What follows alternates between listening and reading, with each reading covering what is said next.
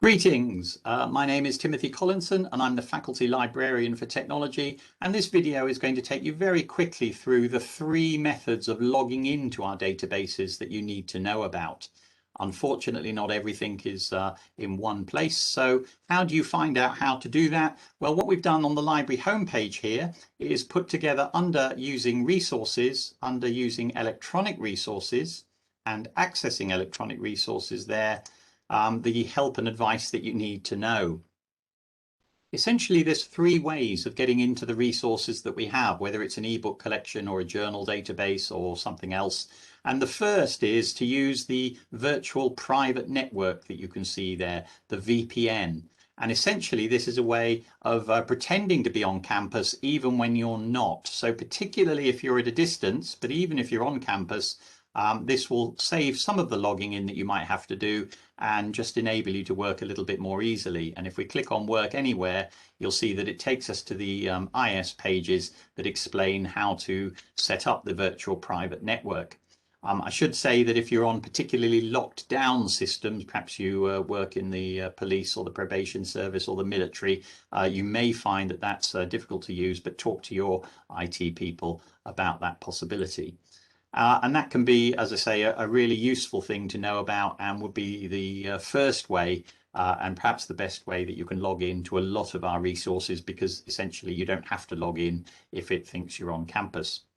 But then many of our databases use authentication to log in, and that's your university login and password. So it's nice and straightforward. You should already have that.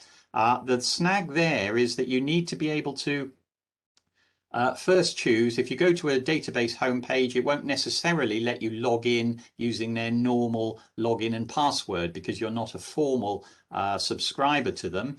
So what you're looking for is a button that says something like institutional login or higher education login or something like that.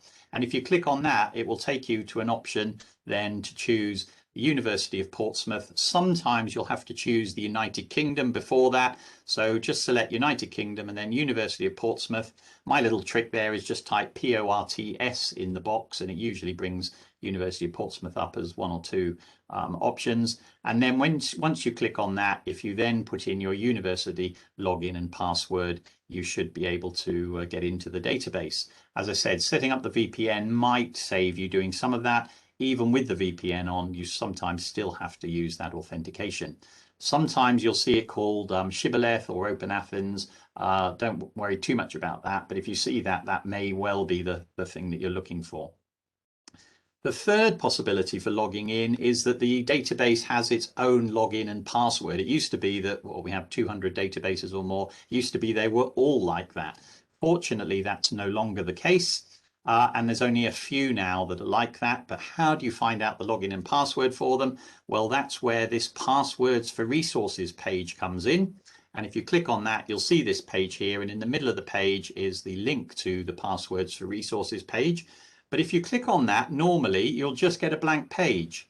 What you have to do to see these passwords is to actually log in to the library homepage. And that's what this blue button does over here. So this blue button does not log you into any databases. What it does is log you in to the library website, which lets you look at your account. It lets you do interlibrary loans, and it also lets you see this Passwords for Resources page. So I'm going to click on that, and then it will know who I am, but you might have to type all of this in. So I'm going to log into the pages now.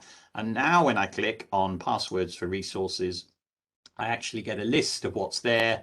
And for technology students, you might want to be looking at Barber for health and safety information. You might want to look at construction information with BCIS. There's other things as well there, Radius Data Exchange or Estates Gazette. You might want to be looking at if you're a civil engineering and surveying student, and there's Engineering Workbench over here. Now, I'm not going to click on any of these and show you what they look like because this is a publicly accessible video and we're not allowed, obviously, to make those passwords visible. But if you say clicked on Barber, then you would get a page that tells you the login, it tells you the password, and if there's any other information you need, and in Barber's case you need a company ID, it will tell you that as well. So once you've made a note of that, then you can click on the database, you can get into the database, and you should be able to access those resources. So that's all available on the passwords for resources page if you've logged in on the right hand side.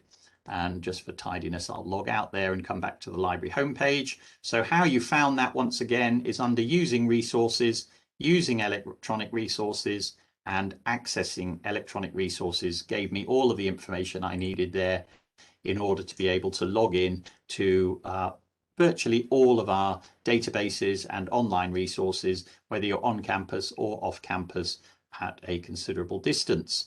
If you've got any questions about that, and you may do because it's something that is a little bit tricky, please get in touch with us via the 24/7 chat, via the email button on the library homepage, or coming and seeing us in person, because we want you to use these resources and to get the most out of them.